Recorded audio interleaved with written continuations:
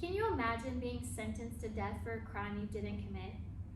After watching true crime documentaries on Netflix like Making a Murderer, I've often wondered how devastating it would be to be convicted of a crime where I was just in the wrong place at the wrong time and I actually had no part in that crime.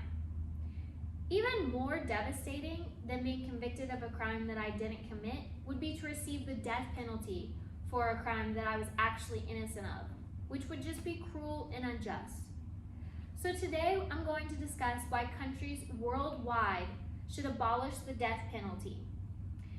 For my three main reasons as to why we should get rid of the death penalty, I'm going to discuss innocence, inhumanity, and expense. The most unsettling part of a death penalty sentence would be innocence. What happens if the person is actually innocent and didn't commit that crime to begin with? A book titled The Man on Your Conscience, an investigation by the Evans murder trial by Michael Eddowes, discusses a scenario that happened in the United Kingdom in 1950 with a man named Timothy Evans.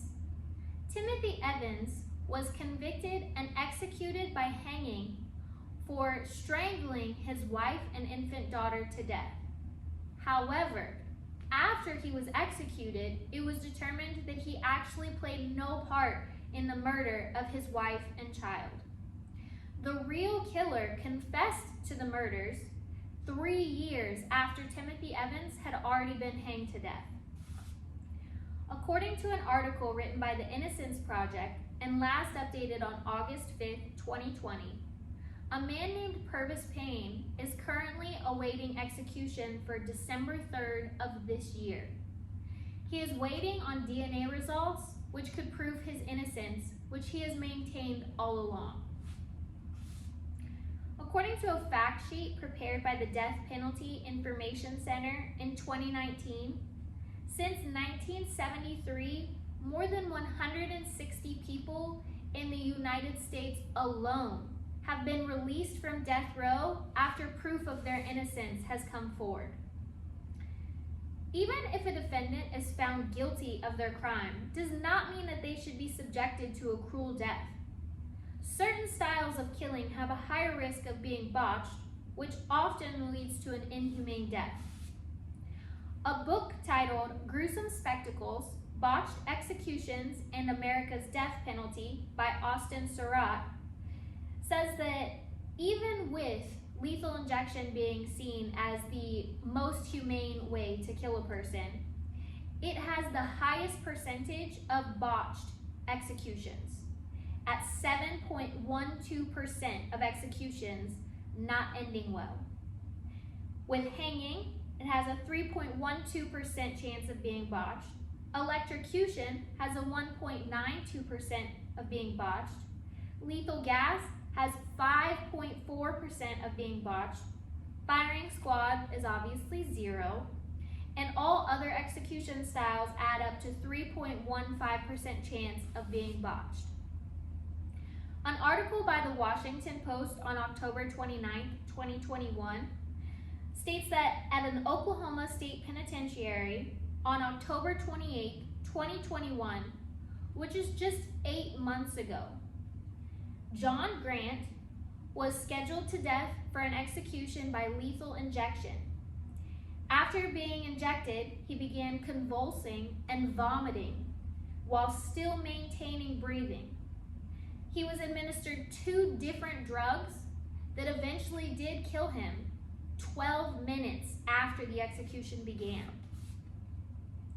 An article written on May 10, 2022 by Liam James discusses a scenario where a British grandmother, Lindsay Sandiford, is currently on trial and waiting execution in Indonesia and has been since 2013.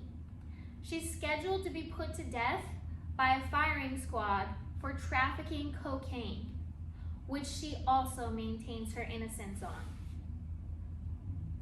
According to an article written on December 1st, 2019 for the Dallas Morning News, a death penalty conviction is more expensive because it requires 2 trials. One is to find if the defendant is guilty, and two is to find if the defendant deserves the death penalty. According to a fact sheet produced by the Death Penalty Information Center in 2019, in Texas, a death penalty case costs an average of $2.3 million. That's about 3 times the cost of imprisoning someone in a single cell at the highest security level for 40 years. According to an article by HG Legal Resources, it is estimated that it costs U.S. taxpayers between $50 to $90 million more per year to prosecute death penalty cases. The fluctuation is based off of jurisdiction. It also depends on the attorneys that are scheduled to abide the hearing. So, certain death penalty cases require that attorneys have death penalty certification. According to an article written by Batul Safdar in 2021 for the Journal of European Studies, by 2004, 81 countries had abolished the death penalty.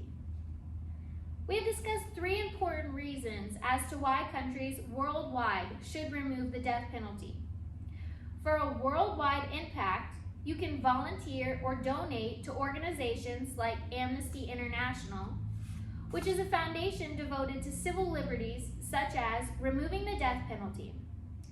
For a local impact, you can look into your local politician's stance on the death penalty and write a letter expressing your desire to have the death penalty removed.